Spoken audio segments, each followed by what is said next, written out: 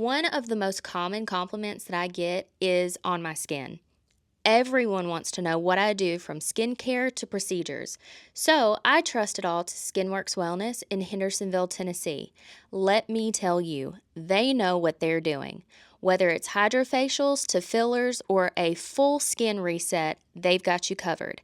Be sure to follow them on Instagram and Facebook. They're always dropping monthly specials and flash sales. You do not want to miss these. And the best part is that consultations are always free. Book now and thank me later. Hey guys, welcome back for another Golden Nugget on Elite Life with Sam. I'm your host, Sam. Listen, have you ever had the experience where you wake up and you realize you have been living your life in survival mode? One day I realized my whole life revolved around this: my marriage, my parenting, the way that I function in business, and I just had enough. And so this sparked a 2-year journey of healing, deconstruction, rewiring my central nervous system, rewiring my subconscious, and it was the best thing that ever happened to me. However, it was one of the hardest things that I have ever done. So if this sounds like you, buckle up because we are going to go through it. Listen, I was always on edge. I was always solving, fixing, reacting, triple checking everything. Like if I wasn't absolutely perfect at all times, I was going to get in trouble by someone. I was on high alert, and I lived like that for a really long time.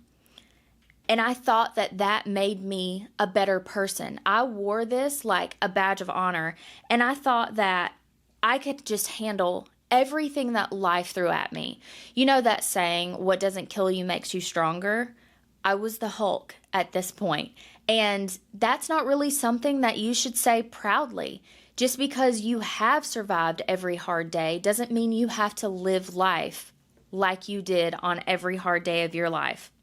And honestly, I was just really tired and scared and addicted to that chaos. I thought that if I wasn't needed, then I was worthless.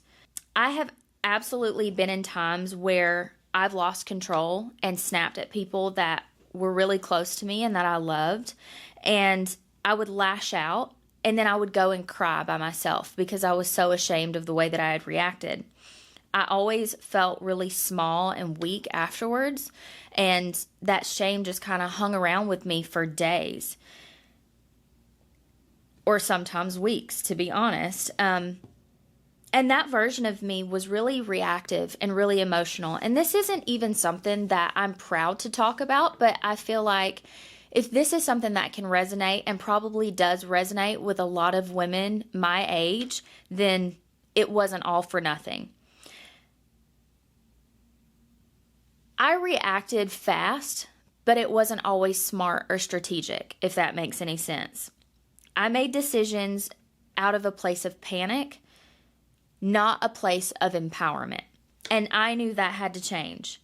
I lived in that chaos for long enough that I didn't even realize that peace was available to me. I thought that this was just my lot in life and this is the way that life had to go.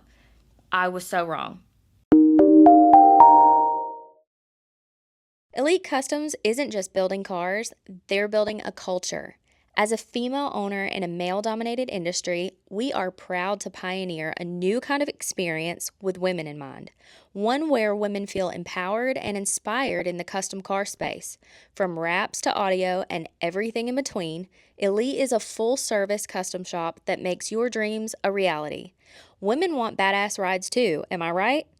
Follow Elite Customs TN on Instagram and TikTok. Inquire online at elitecustomstn.com. By appointment only, and consultations are always free.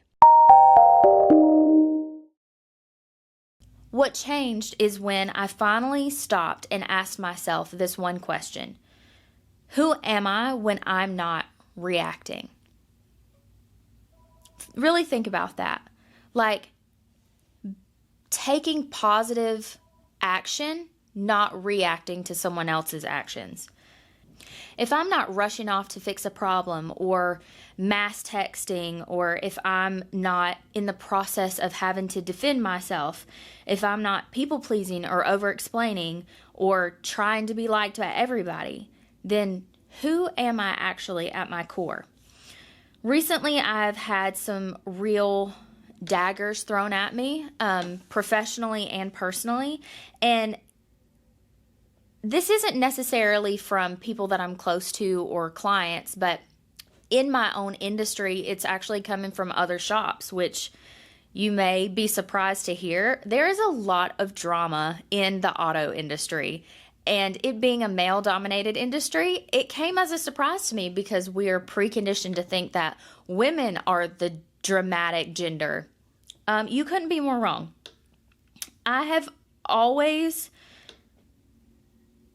known that the way that we do things here at Elite was going to kind of stir up the hornet's nest, so to speak. And I was okay with that. But when you're moving in excellence, insecurity gets loud. And instead of reverting back and fighting fire with fire, I opted to grab a water hose. Let me tell you how. In the process of them running around and jumping up and down and screaming, even anonymously hiding behind Google voice numbers,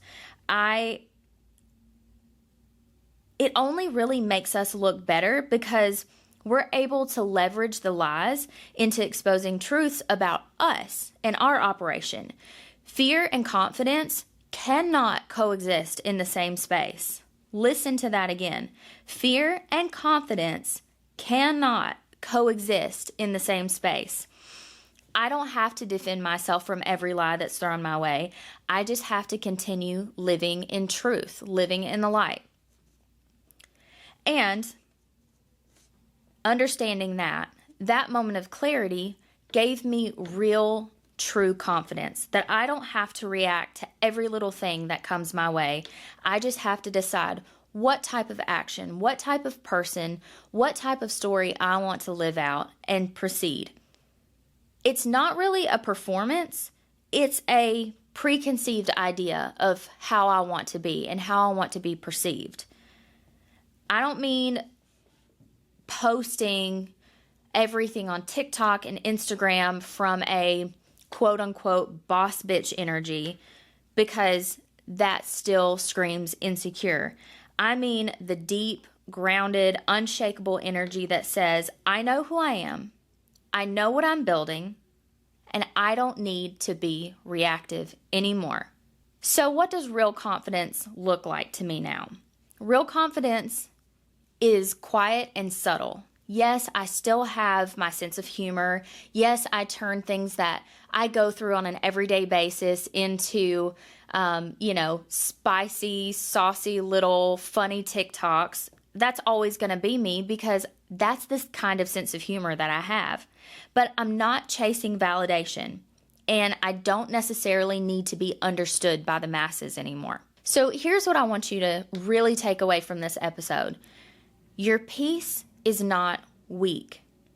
Your silence does not have to be passive. And just because you pause doesn't mean you're behind the 8 ball. These things give you power. Restraint is a power. And if you're choosing to respond from your highest self, not a knee-jerk reaction, then you're already winning the game.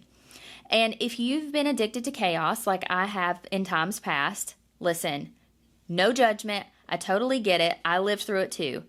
But you don't have to identify there anymore. You don't have to rely on adrenaline. And if you feel like chaos gave you a purpose, it's not too late to rewrite that for yourself. The real you is not chaotic. The real you is aligned. The real you is standing in her strength. The real you relies on her intuition. The most dangerous woman in the room is one who isn't reacting. She's thinking and watching, and when she finally moves, you know it. Guys, thanks for logging into today's episode.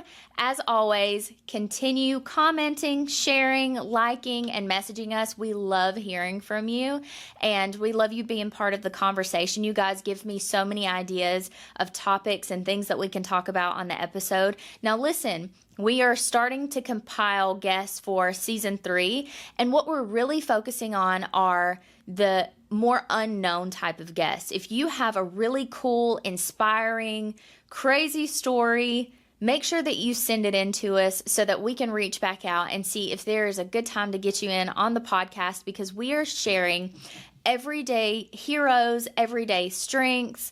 We want to shine a light on the women and men who may not ever get a platform again, but your stories are still important. Until next time, guys, I'll see ya.